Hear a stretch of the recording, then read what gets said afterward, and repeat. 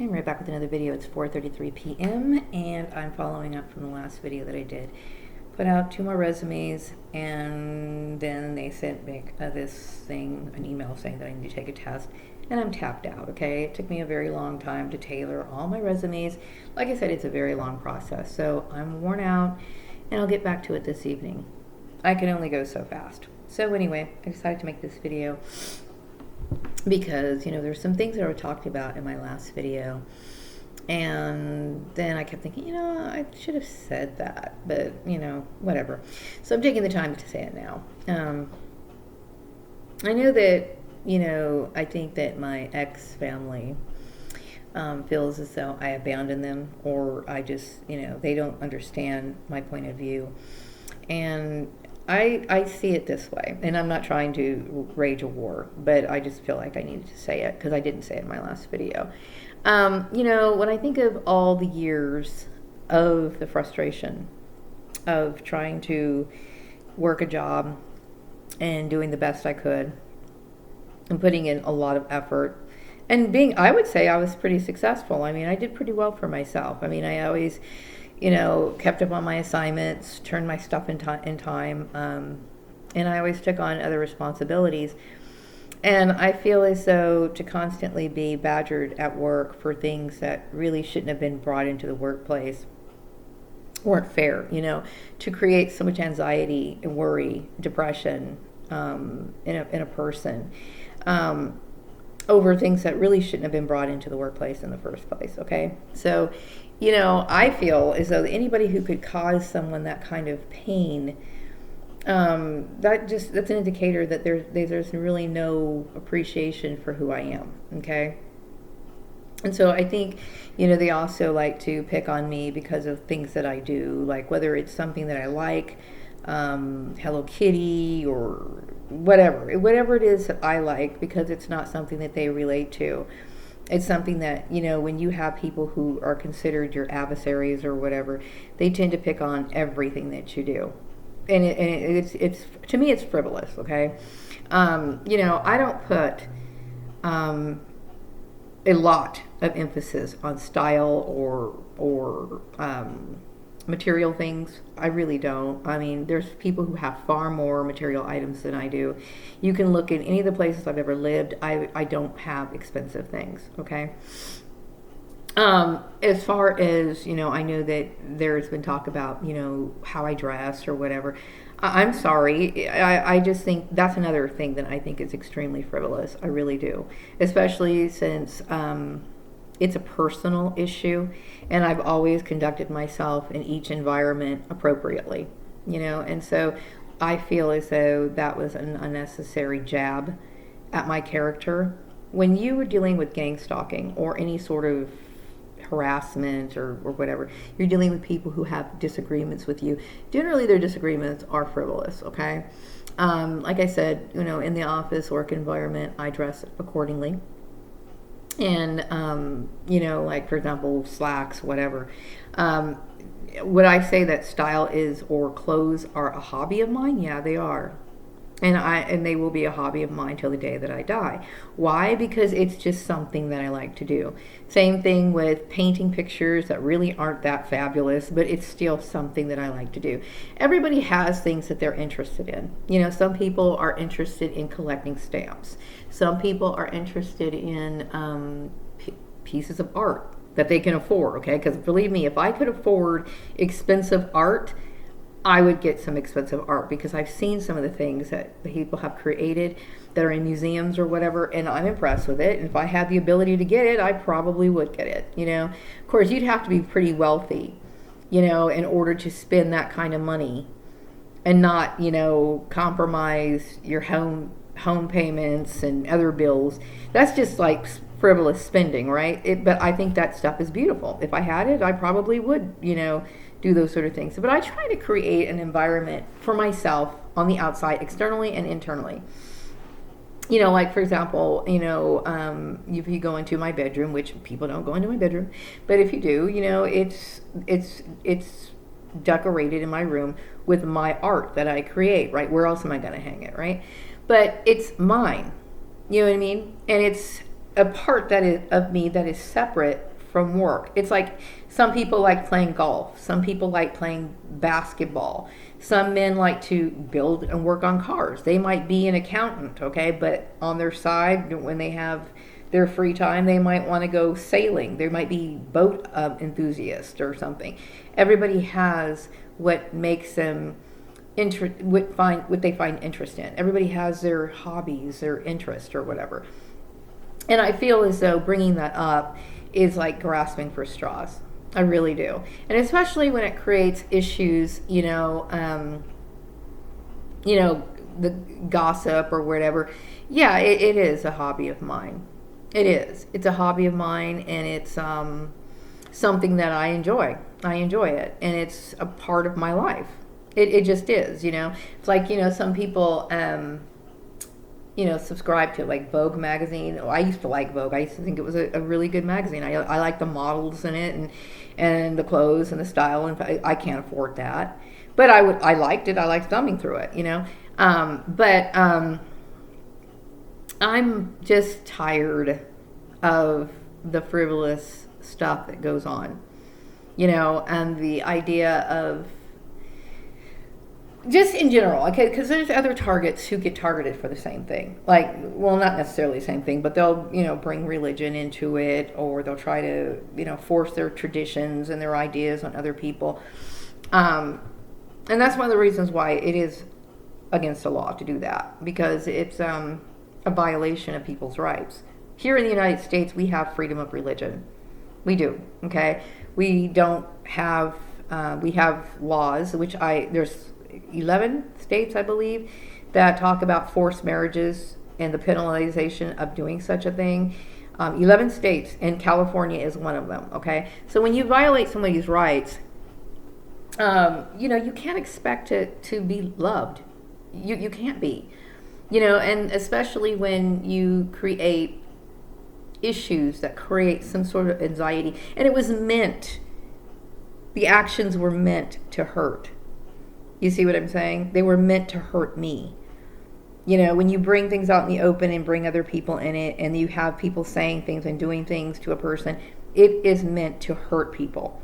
Okay, so there's no reason to act as if, and I'm just saying this to get out of my chest, okay? There's no reason to pretend that, or act like you're surprised that it's going to end up in a situation like this, okay? When you get people involved in it, and it creates controversy, and people start taking sides, this is what ends up. It's going to end up this way, like it was on the playground, like it is in the workplace and the community and whatever, And really, I don't hurt anybody. I'm sitting here minding my own business, and since I've lived in this town, for the last I've been moved here 20 years ago, off and on. Okay, I pretty much did the same thing. Like I went to work and I came home, and I don't play an active role in the community.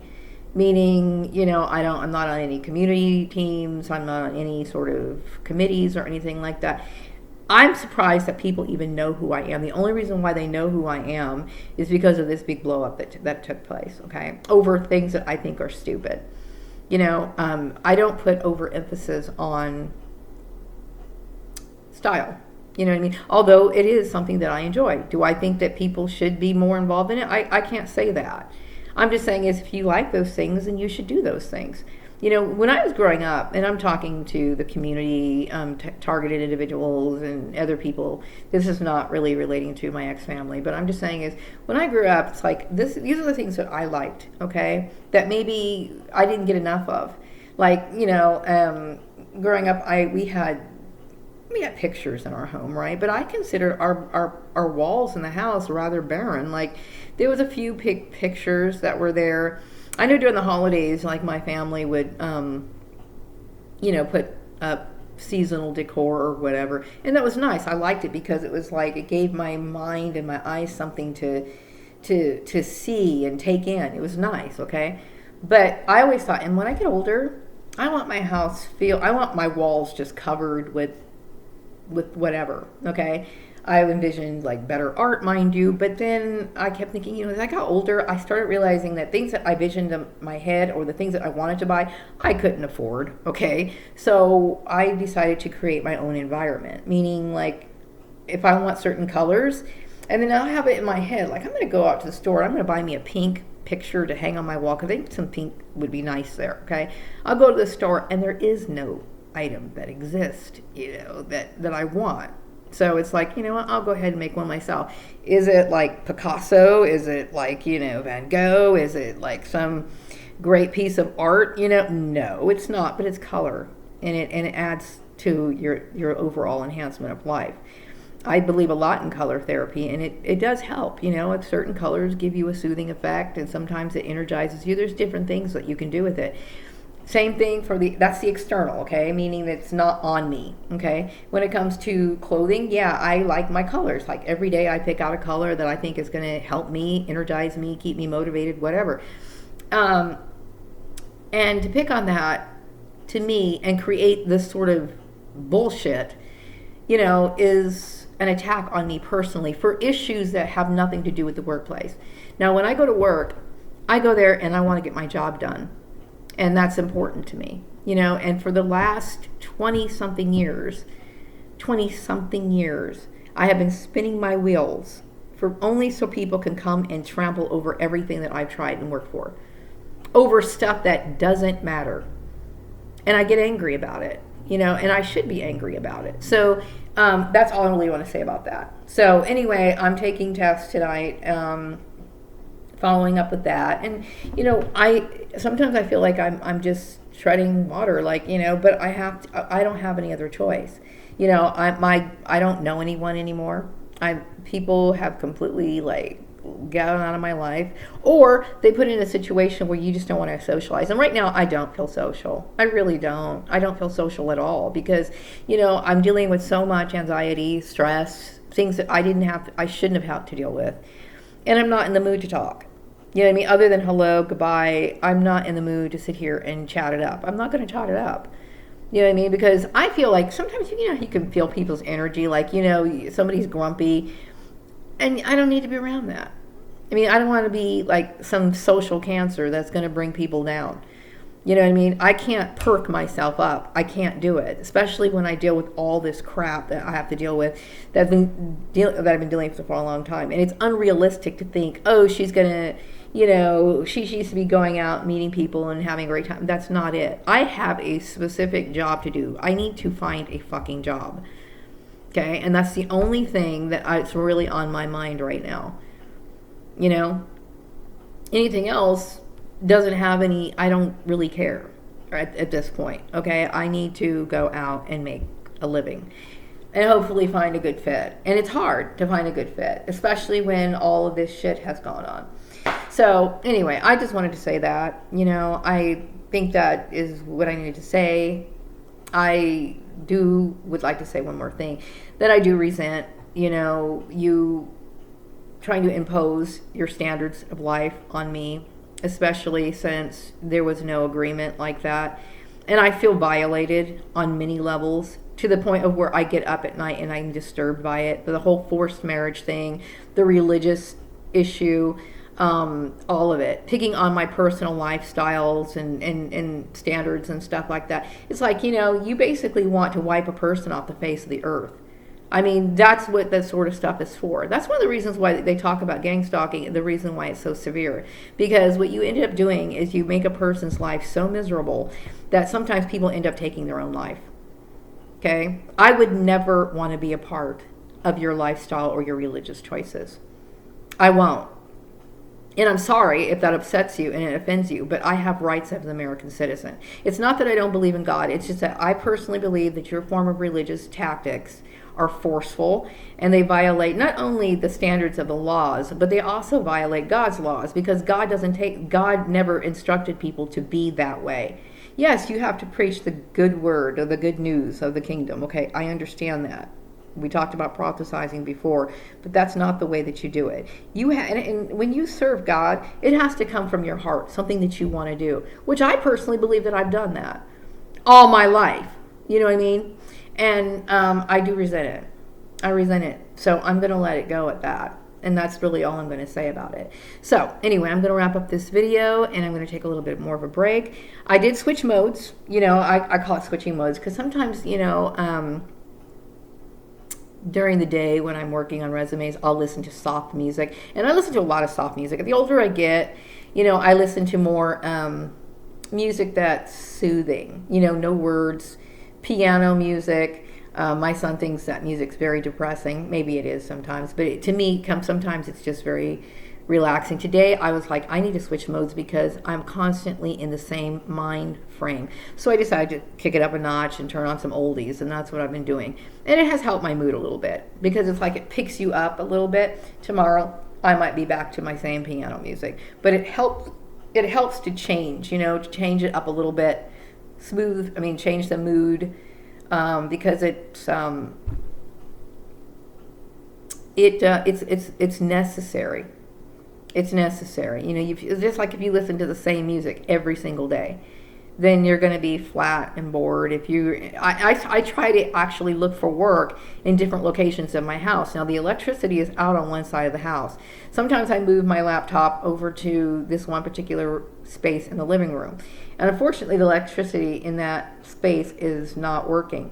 Sometimes I work in my bedroom, and sometimes I sit, Indian style on my bed, and I work on my resume there, but I have to change because I can't be in the same environment. I know it sucks being stuck in the house, so I try to find different rooms in the house to make it a little bit more interesting, So anyway, I just want to tell you one more time, okay? Do not, and this is the last one I'm going to say it, do not ever try to force your shit on me again. Ever. Do not sit. You better take your little religious shit and sweep it up in a dustpan, and I don't want to see any more residue of it anymore. Ever. Okay? Don't tell me how I'm supposed to live. Don't tell me who I'm supposed to marry or who I'm supposed to stay married to. Don't tell me what kind of shit I'm supposed to think or act or do ever. I'm sorry, Jim Culligan, but I wish I never met you. To me, having you in this family made this bad family worse than what it ever was. I resent what you did. So anyway, I'm going to wrap up this video. I think that's all I need to say. Let's put it into it right now. I'm done.